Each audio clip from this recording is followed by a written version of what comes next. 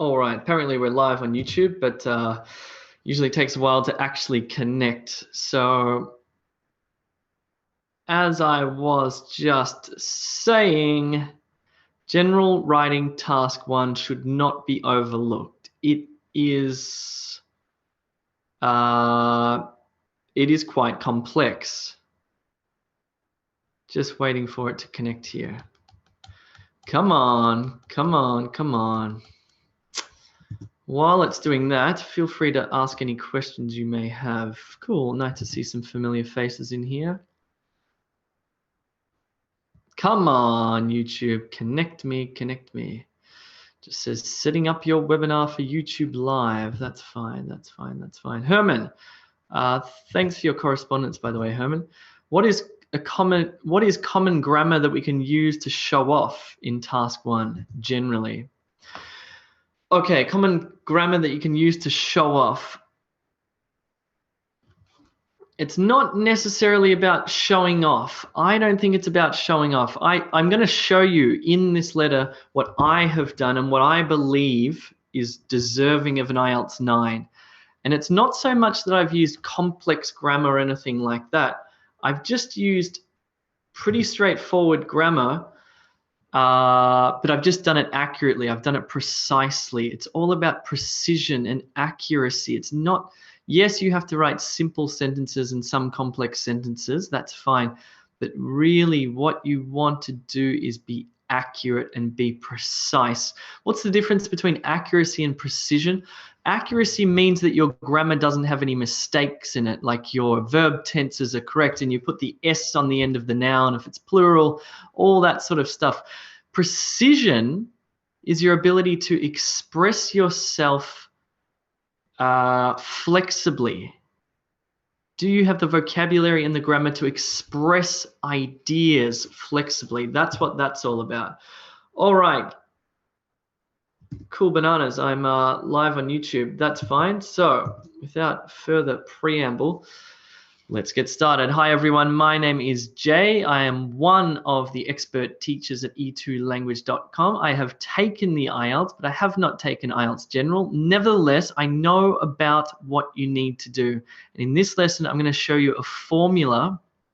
In fact, it's a 6-step formula that you can apply to any of your IELTS General Writing Task 1 letters. In this one, we're going to look at the informal letter. So let's get started. So what's going to happen on test day? On test day, this is what is going to confront you. This is what you are going to see on your test paper. There's some superfluous information here, some information that's not particularly important. It just says spend 20 minutes, write 150 words. That's the rules. And then there's some information here. What we really want to look at, though, is this thing here, right smack bang in the middle. There's a scenario. It has sort of 2 parts, 2 important parts. This first part sets the background. And then you have 3 tasks to do, right? Let's just read this background statement. Let's imagine that you're taking the IELTS and you're sitting there on that seat with the grey lead pencil in your hand. It says, a friend who lives in another country has invited you to come and stay with him or her on your next holiday. You are too busy to accept the invitation. Write a letter to your friend, and in your letter, thank him for the invitation, explain why you cannot come, and ask him or her about other times to visit. Fine. So we immediately can identify that we're writing an informal letter. Simple. It says friend. So there's a little bit of vocabulary and grammar that will change because this is informal. But largely we're going to follow a very similar system or format to a semi-formal or a formal letter. Fine. So what's the basic crux? Okay, fine. Your friend has invited you to come overseas on your next holiday and visit them, but you're too busy. So you're just going to write back and thank them for the invitation, explain why you can't come, and then ask about other times to possibly visit. You've got to write 150 words, and you've got to do this in about 20 minutes. We need to know what we're going to do. Cool. Let's have a look. So IELTS 9. This is what we want to aim for. We want to aim for an IELTS 9. Even if we don't quite get there, that doesn't matter. Let's aim for perfection. This, I believe, deserves an IELTS 9. Whether it would get an IELTS 9 is a different story, because the IELTS seem to be particularly strict on writing. I actually don't really know if it's possible to get an IELTS 9, but this letter that you're looking at has perfect grammar, excellent vocabulary, excellent structure, and it is on topic. It has done all of those things that we just looked at. Fine, I'm going to go into depth with this, but I'm going to show you a 6-step method so you can write one yourself. You'll notice that here in blue there are 6 little numbers. You can see here we've got number 1, we've got a greeting. Number 2, we have a reason for writing. Number 3, we have some more background information. Here we have specific details and more information. Here we have a request or a suggestion, and here we just have, we have 3 parts here. We have please let me know, a sign off, your friend, yours sincerely, yours faithfully, and your name, something like that. Let's look closely at what these are. Okay. There's quite a bit of this letter that you can memorize, which will help you. Of course you can't memorize the whole letter, and I don't want you to memorize the whole letter, because you would get a very low score, because IELTS examiners know if you've memorized a whole letter. But there are certain parts of the letter that are always the same. When we write a letter in English, we just use these certain parts. I'm going to show you what they are, and I want you to memorize them. So the greeting, fine. We're going to memorize this, Dear Paul, and because it's an informal letter, we just use the first name of the recipient. We're going to memorize some sort of ending like, please let me know. You can memorize that, or I look forward to hearing from you, something like that. That's easily memorized. Sign off, your friend, or yours sincerely, or yours faithfully, one of those, that's fine. And of course, you should be able to memorize your name. So in fact, those 4 parts you can memorize. Fine. We've memorized this part of the letter. So what does that leave us? Well, it leaves us these 3 paragraphs here in the middle. We've got one here, and one here. This is what the letter is all about. This is what the letter is all about. So, but in fact, we can memorize some more, because you can actually, each of those paragraphs serves a particular function. And as such, we can memorize a particular phrase or even a sentence to start us writing, to get us going. And this phrase we can use in all of the letters because it serves the same function. Let's look at them. So as I said before, we're going to mention the reason for writing. So we're going to use this phrase here. I'm writing to, well, we need a verb. So I'm writing to explain. Or I'm writing to ask. Maybe you're asking somebody to marry you. Who knows? I'm writing to provide you with directions to my house. These are just verbs. This is interchangeable. That's the first phrase you should memorize. The second one is when you explain in detail in paragraph 2. Let me explain my situation in more detail. You can memorize that entire sentence. And we're going to write one later, and I want you to use this. And the final paragraph is where you request or you suggest. So if you're requesting, you will use this one. Could you, verb object, could you bring my wallet to the party? Could you let me borrow your car? Here we've got the verb, so bring or let or whatever. And here's the suggestion. Can I suggest that you buy a new shirt? Whatever it is, whatever your suggestion is. So you can memorize these phrases as well, and they serve as prompts to get you going, to jog your memory, to make you start writing, and you'll know you're on topic if you use them. So that's cool. We're going to use those in this lesson. So in fact, if we look at our IELTS 9 essay, you can see what is memorized. Dear Paul, I'm writing to, let me explain my situation in more detail. Could you please let me know? Your friend, Jay. Fine. I'm not going to look at that. So really, you have 3 jobs in this letter. First job is to give a reason for writing and provide some background information. The second paragraph, you need to explain the situation in more detail. And the third paragraph, you request or suggest something. These are your 3 jobs. Give a reason for writing and provide some background information. If you do that, you're on the money. Explain the situation in more detail, and then request or suggest something. That's it. That's what you have to do. That's the purpose of this letter. Fine. Let's look at the greeting. This is dead simple. Dear Paul, how do I know what greeting to use? Well, the task prompt, the question prompt, will actually tell you. It says, begin your letter as follows, dear. And because we're writing to a friend, we're just going to use their first name. Dear Paul, dear Anne, dear John, dear Simon, whatever it is. So you have 30 seconds, no, even less. You have 20 seconds to write your greeting, please. And just choose a name. Anybody's fine.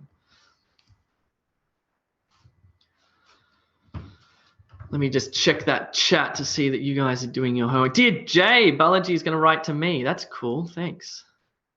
You can write a letter to me if you like. That'd be nice. Ruchi, dear Jay. Dear Nish. Nish is going to write to himself or herself. Julia is going to write to Maria. Mahabub's going to write to Mr. James. Just write James. Remember, this is your friend. This is informal. No need for any salutations like Mr. or Sir. Nothing. Just first name.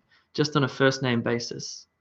I will slow down there. I'm probably speaking a little bit fast. Thank you for that. Cool. So we've written our greeting. Whoops.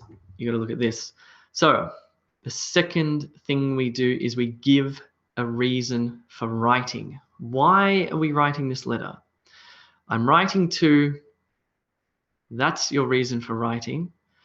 Well, why are we writing? Let's look at this scenario. It says a friend who lives in another country has invited you to come and stay with him or her on your next holiday.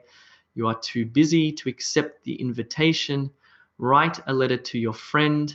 In your letter, thank him or her for the invitation. So in fact, what we're doing, what's the reason for writing? Well, we're actually turning down an invitation. We're saying, hey, thanks for the invitation, but I can't make it. Let's just make it simple though. In this one, my sentence says, this is mine. I'm writing to thank you for your invitation. This one is pretty common. You may want to copy it or you may want to write something similar. Don't get too creative.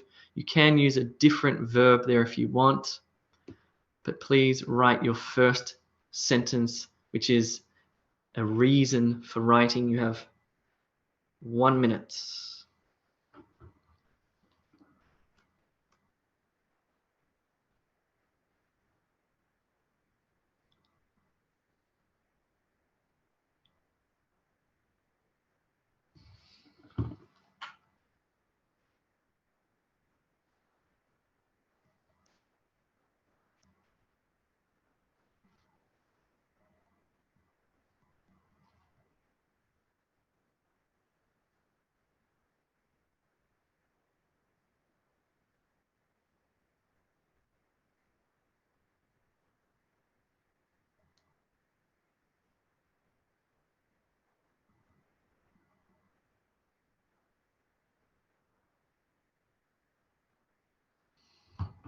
Cool. Let me have a look at that chat.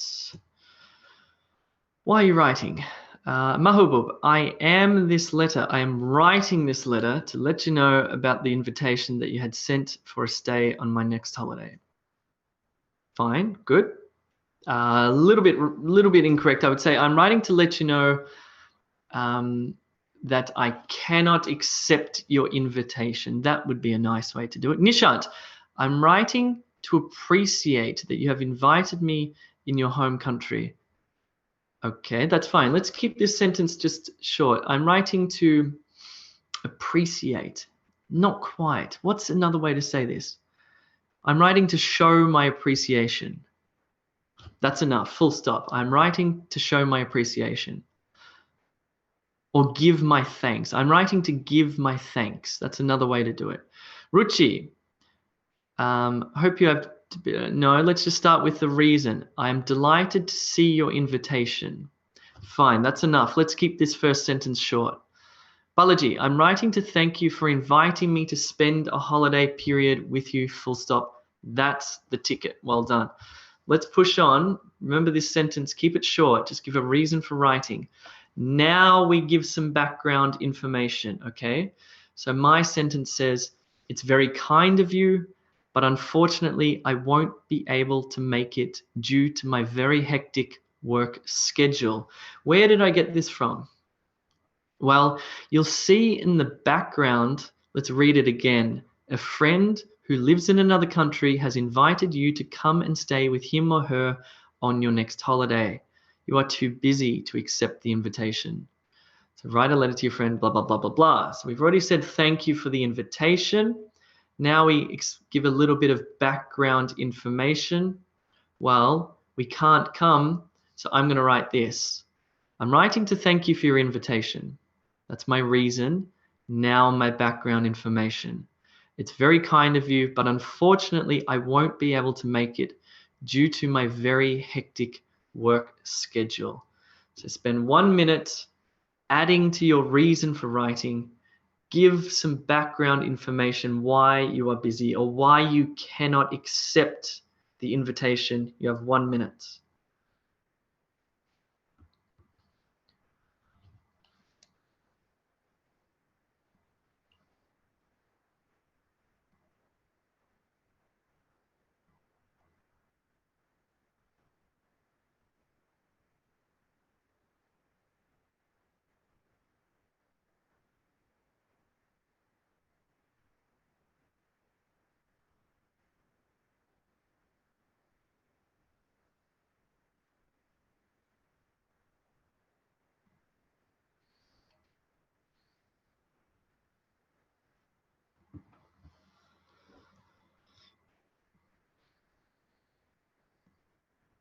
And I should mention here, we don't want to go, no details,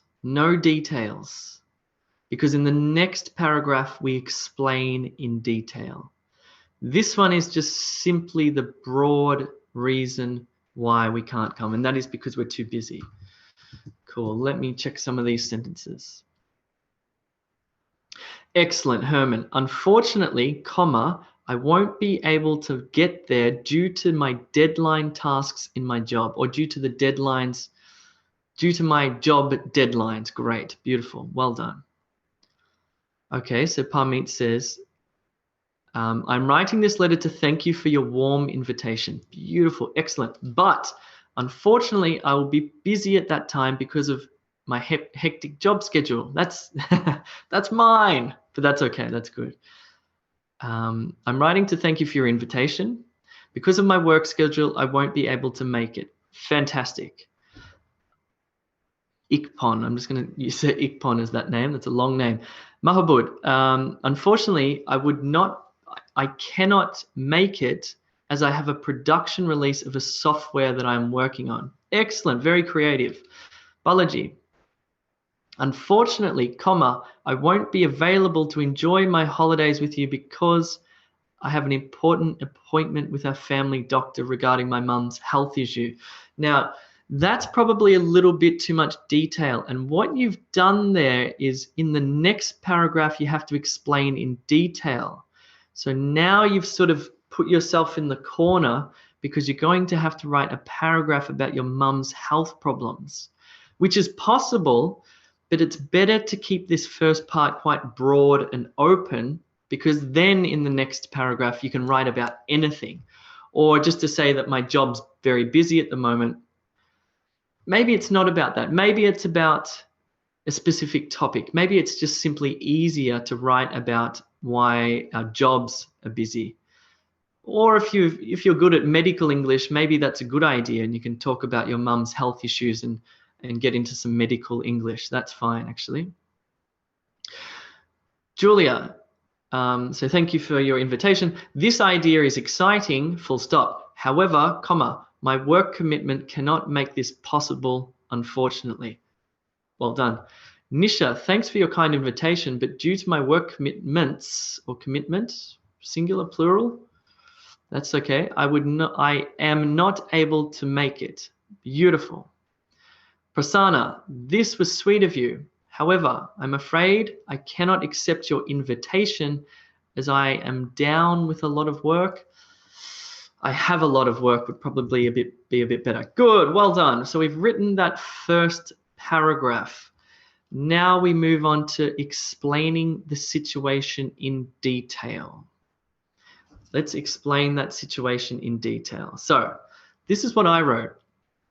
And you can see that what I mean about broad to specific. So all I did here was say, unfortunately, I won't be able to make it due to my very hectic work schedule. Okay, fine. Now I'm going to elaborate on this in this paragraph here, and I'm going to explain in detail what I mean. Let me explain my situation in more detail, and I want you guys to use this sentence because it's a good opening sentence to use. I've recently started a new job teaching English, and I've been working around the clock. I don't mean to complain. I've been enjoying it immensely. The school I'm working at is actually my old high school. It's really quite interesting teaching with people who used to be my teachers. Fine. So you have to be a little bit creative, and I drew upon my experience of being an English teacher, and in fact I did teach at my old high school where I was not the, well, good. I was good student. Let's just say I was a little bit naughty when I was a high school student. So it was very interesting going back and teaching at my high school with the other teachers who, yeah, anyway, so I've used my experience there. So now what you can do is draw upon your experience and be creative. I want you to write about 3 good sentences here, possibly a short one and a couple of longer, more complex ones. Try to mix it up, but that's your job now. I want you to do that. So let's have a look. So explain in detail why you cannot come. So that was mine. Now I want you to explain in detail why you cannot join your friend overseas. I'm going to give you 3 minutes because I want 3 good sentences.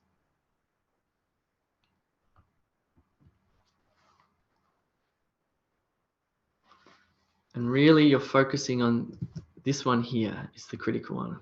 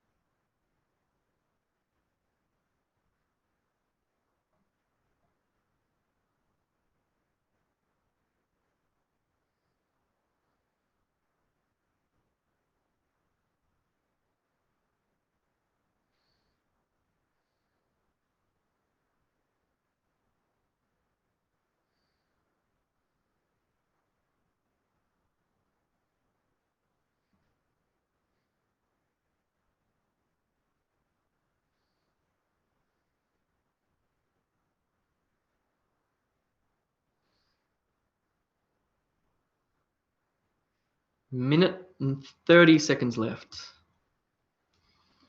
Explain in detail why you can't come and be creative. Use some nice language. I'm just going to check the chat. Dum, dum, dum. Fantastic. You guys are so fast. You've already written it. That took you 1 minute and 20 seconds, some of you. That's incredible. Really good. And the more time you save on writing task 1, by the way, the more time you can spend on writing task 2, which is worth a lot more. Fantastic. Let me read some of these. So Prasanna says, let me relate my situation in more detail. Fine, you can change it like that. We have recently taken up a new and exciting project, and I am the project lead. And as exciting as it sounds, I have many new responsibilities and challenges ahead of me. Beautiful. Herman, please allow me to describe my situation in more detail. I will have a technical deployment for my client's software update by next month. Herman, are you a software engineer by any chance? I'm very busy to prepare anything. I'm very busy preparing everything, including documentation, full stop.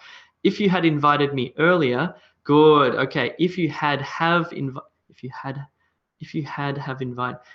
invited me, past perfect is fine, actually, well done. If you had invited me earlier, I would have postponed my agreement with my client.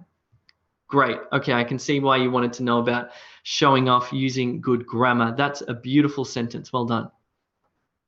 Ruchi, let me explain my situation in more detail. Well, one good news is one piece of good news. One good thing is my company has got an opportunity to work on this important project, which in turn will benefit me in my future career prospects. Fantastic. Mahabub, let me explain my situation in detail. I'm currently working on a new website, on the development of a new website. This website is going live on the day that you have asked me to stay with you, and I'll be too busy on that day. I'm really unfortunate. I'm really disappointed to deny your invitation for the aforementioned reason. Good. It's a little bit formal with aforementioned, but that's fine. Cool. I won't go and read the rest, but they look good. Well done. Let's get back to this. Okay.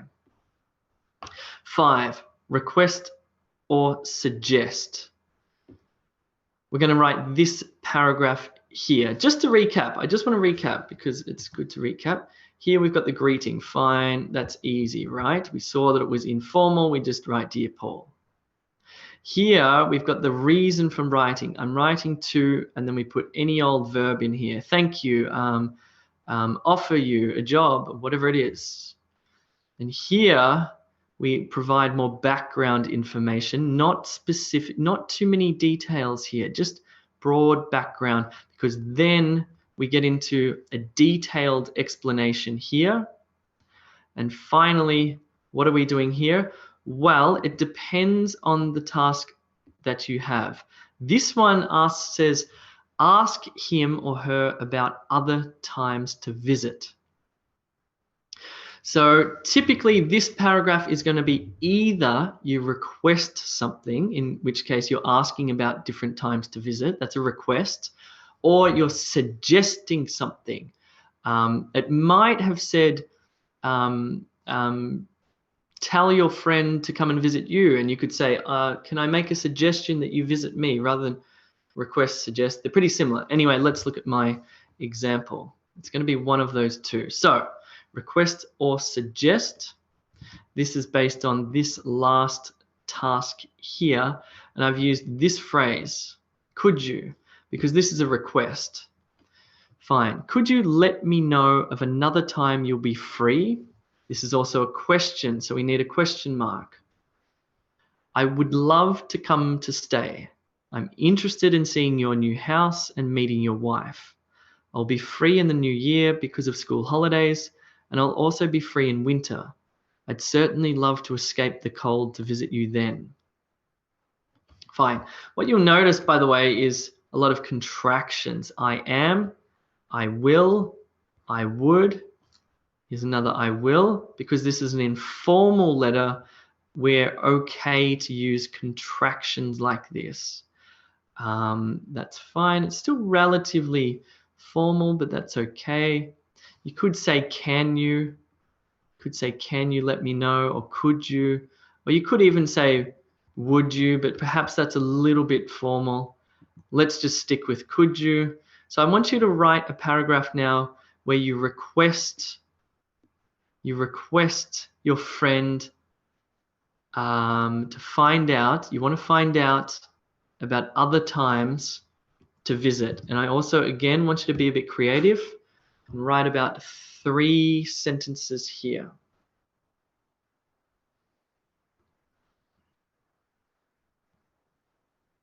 Perhaps you might use the phrase, could you let me know? That's a good phrase.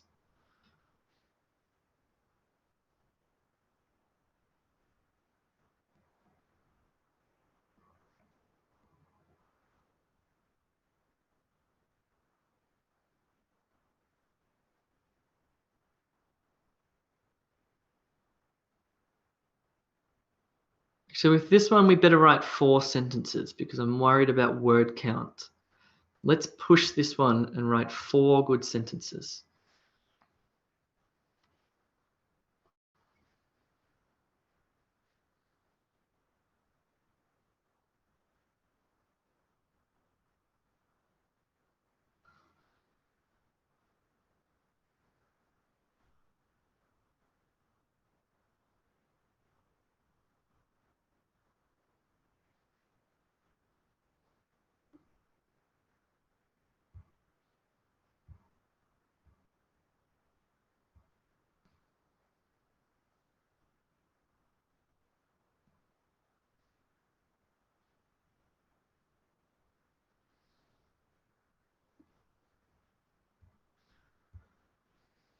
While you're doing that, I'm going to have a look at this chat.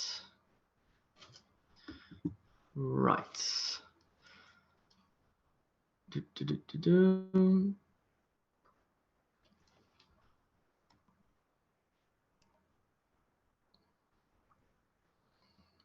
Okay, so Bona Lizzie, you've gone off topic there. You've asked your friend to visit you, but if I look at that prompt, it says ask him about other times to visit him or her. So we're not inviting him to visit you. We're asking him about when's another good time that you could visit him. Okay, so make sure you're right on topic because the examiners will see that difference. Excellent. So Herman, I wonder if you're free during Christmas break. I'll take a long annual leave then.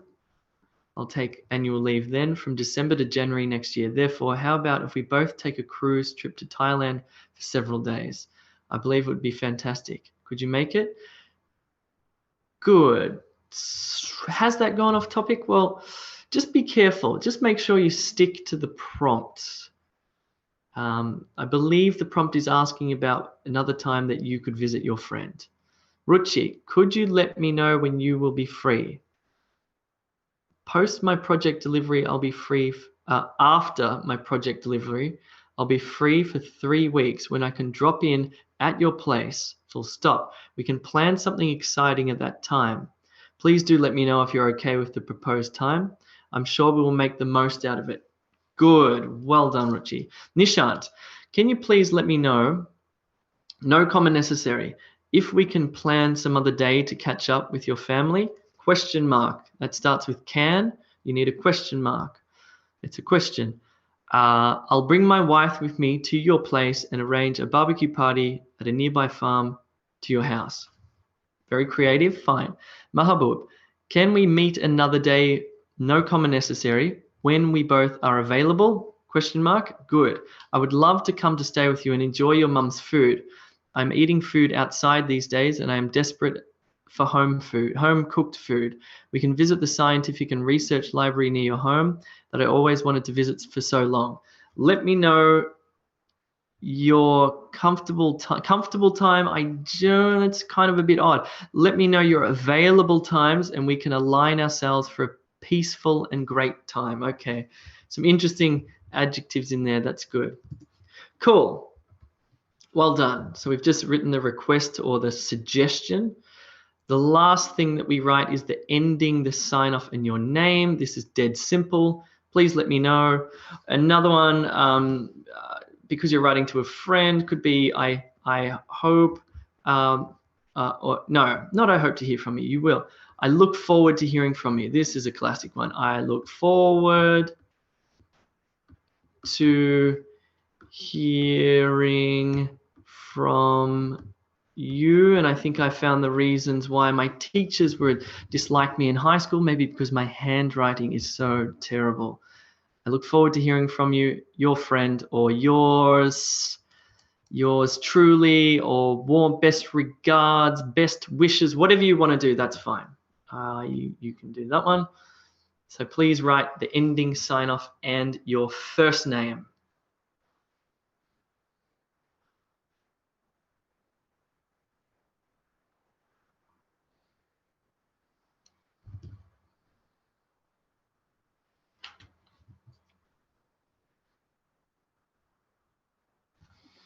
And let me check that chat. Herman asks, can we use this sentence for all scenarios? I look forward to hearing from you. Yes, that's a good one. Well done. That actually can apply for formal, semi-formal, and informal. I look forward to hearing from you. That's fine. Great. I look forward to seeing you soon, says Budgie. Nishant says, let me know what you will decide about our next meeting. Ruchi says, I look forward to hearing from you.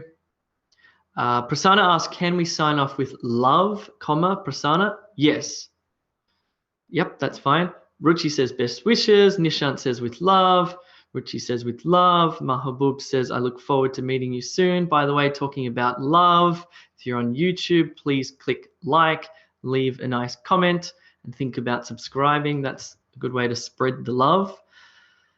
Cool. Looking good. That's easy. Nice. So that's how you sign off.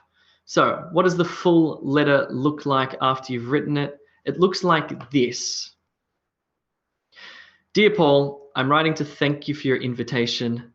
Then we provide some background information. So what have we done? Let's just quickly recap what we've done. We've written the greeting. That's fine. First name, because it's informal. Then we've written the reason for writing, and we've used this phrase. I'm writing to, verb. I'm writing to ask if you want to come to my wedding. I'm writing to provide you with the details of my address, whatever. Then you give a little bit of background information based off that question prompt. It's very kind of you, but unfortunately, I won't be able to make it due to my very hectic work schedule. So we've gone very broad here, very broad. And then what we do is we go into more detail. Here with number 4, we give detailed explanation, right? Detailed explanation. Then we request or we suggest, could you? Then we just sign off. This, by the way, I think mine was 153 words. You better check yours because they scan your document after you write it. So it has to be more than 150 words. Even if you wrote the most beautiful letter known to man, if it's 149 words, you will lose points. You may want to count individual words. It wouldn't take that long. Cool. Well done. We flew through that. That was great.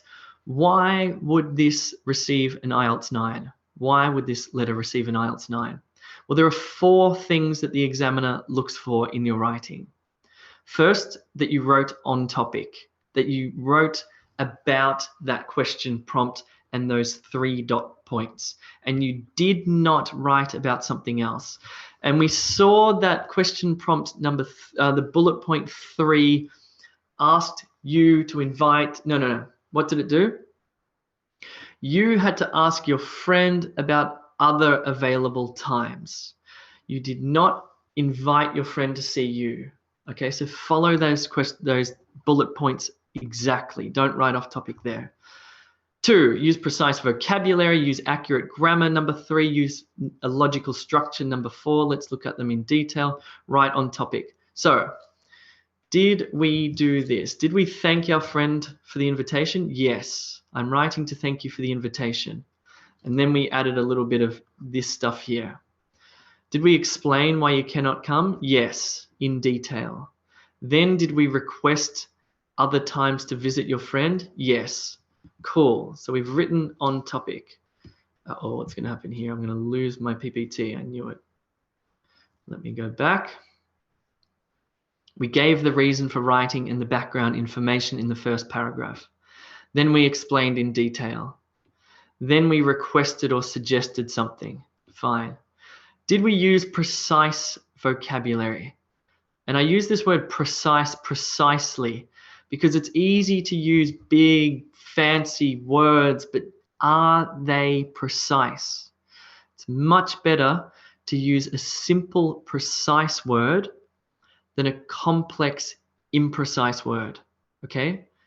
Whatever you do, you just have to be precise. Let me show you what I mean about vocabulary. Vocabulary is not necessarily single words. Vocabulary can be something like this, very kind. So here we have an adverb, here we have an adjective. So this is like a combination. This is a nice adverb here, unfortunately. Here we've got a nice phrase, or again, an adverb adjective, very hectic. Work schedule, we've got a noun phrase. In more detail, that's a nice prepositional phrase. Working around the clock, that's just a cool phrase. What about this one? Really quite interesting. Oh, and here we've got another adverb, immensely. Would love to come to stay. I'd certainly love.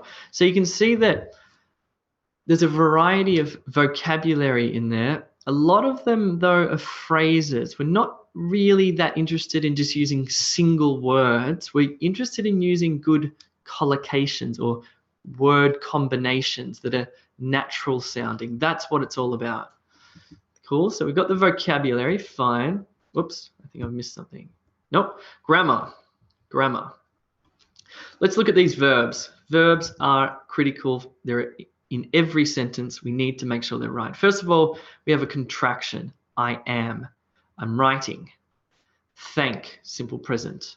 It is a contraction, but also the simple present. I won't be. Ooh, we've got a negative simple present here. Explain, simple present, fine. I have started. Oh, what have we got here? We've got a present perfect verb. What about I've been working? Whoa, we've got a present perfect continuous verb. I do not mean to complain. We've got a negative, I won't keep writing, but we've got a negative simple present. I have been enjoying.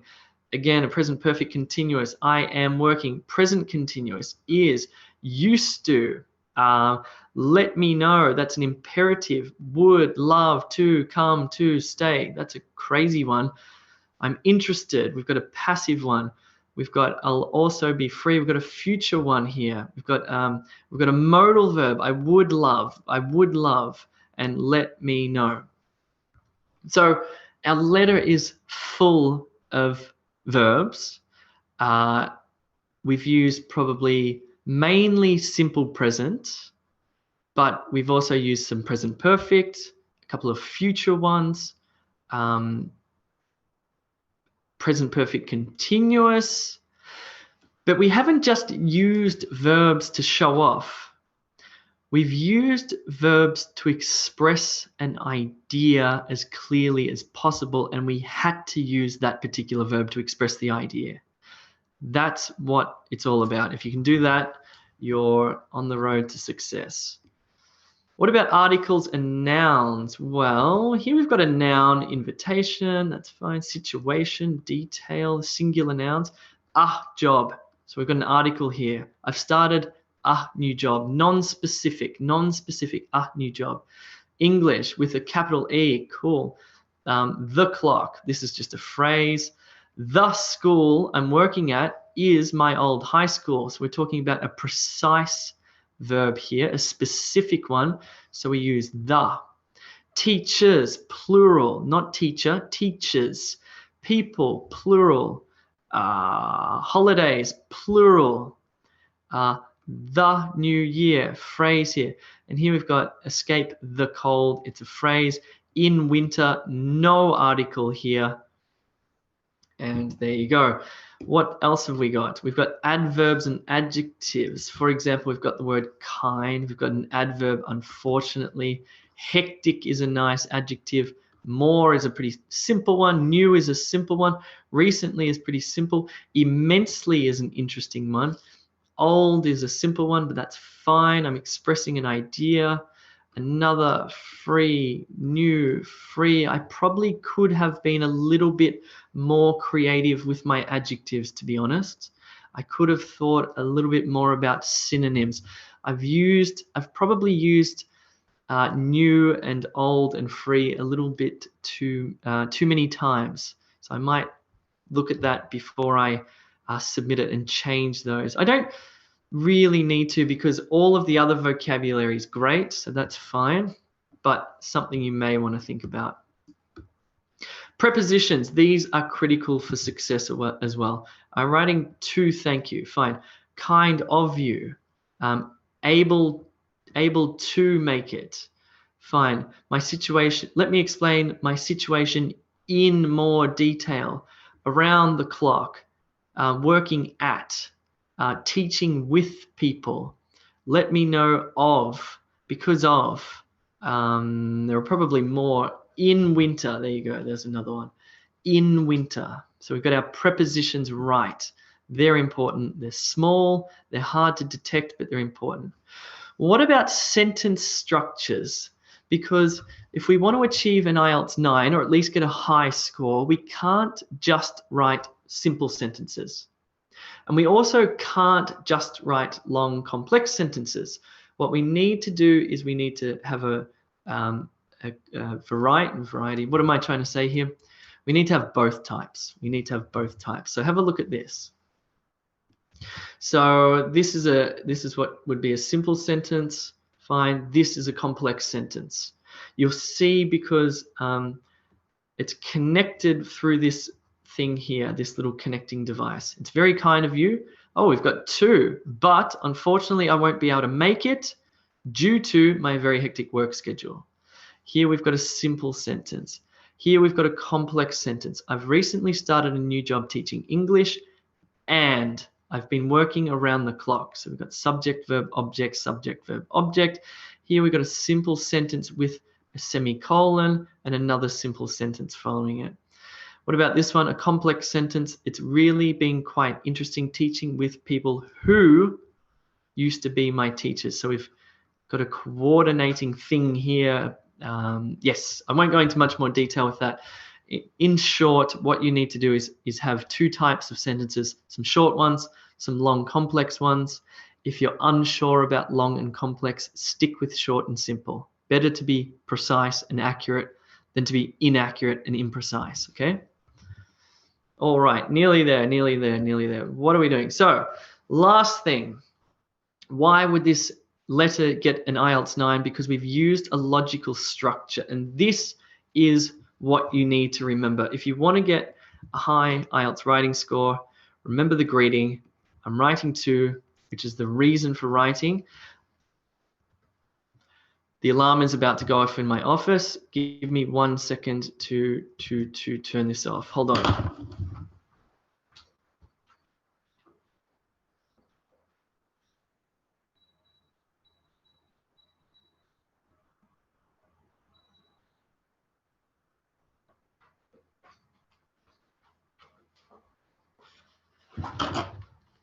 We've just avoided the alarm, so that's good. All right, what was I saying? Right. Yes. Right. Let me start again. So we've got the greeting here. Here, number 2, the reason for writing. 3, some background information from the background bit there. Nothing too specific, no details, just background. Then in number 4, we start to build our paragraph and we explain in detail the situation. And we use this phrase here. You can use that, copy that exactly, or you can change it slightly. For the reason, we use this one. I'm writing to, and this is a verb. Next paragraph, the third paragraph, is the request or the suggestion. We might use could you or can you or would you. If we're going to suggest something, we'd say, can I make a suggestion, or can I suggest that, for example. And then we just simply have the sign off and your name, etc. down here. That's critical. You did not see a word of that because you were looking at me the whole time. I'm sorry, I'm going to edit this video so you can watch this again. Let me go through again. Greeting, reason for writing, background information, explain in detail, request or suggest, sign off. They are the 6 steps to success on this letter.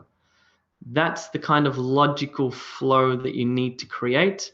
That, my friends, is the end of that presentation. If you have any questions, please put it into the chat. Can you please share your screen? Yes. Mahabub, can we write shortened words like I'd, won't, etc.? Yes, because it's informal, you're writing to a friend, you can include, they're called contractions. Like instead of saying I am, I'm. Could have, could have. So you use the apostrophe, so that's fine. Herman, greetings, sign off, and our name. Does it count to the word count? Oh, I am unsure, Herman. Can you please find out and email me? I don't know. Does anybody know? Julia, Jay, could it be possible that sincerely is out of date and is used rarely in emails now? Okay, just between you and me, this letter that you're... First of all, who writes letters? It's 2017. We write emails. Also, who writes letters with a pencil? Lastly, who writes letters to bank managers? Yes, it's out of date. It's absolutely out of date, but unfortunately, that's the task that you have to do. So, any other questions? What about YouTube? What's happening on YouTube? Cool. Olga's happy there. Well done. No problem. Good. Faisal Sheikh is very happy with the way I teach. That's good. Thanks. Appreciate it. If you do like the way I teach and you like these things, please click like and leave a comment. Makes me feel good. I like reading nice comments. Bright Chinoso says, what if I don't want to use contractions? Would there be a penalty? Yes. Not much of a penalty, but this is informal writing, so you should use contractions. Cool. All right. What else have we got?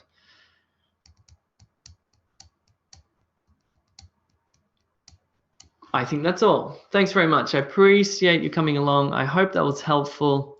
If you need help, by the way, check out e2language.com, sign up, get some tutorials, get some feedback on your writing. We've got lots and lots of video lessons. We've got everything you need, not just writing, but also speaking and listening and reading and grammar and pronunciation, the whole shebang. So do check out the website. Thanks very much. I'll see you guys soon.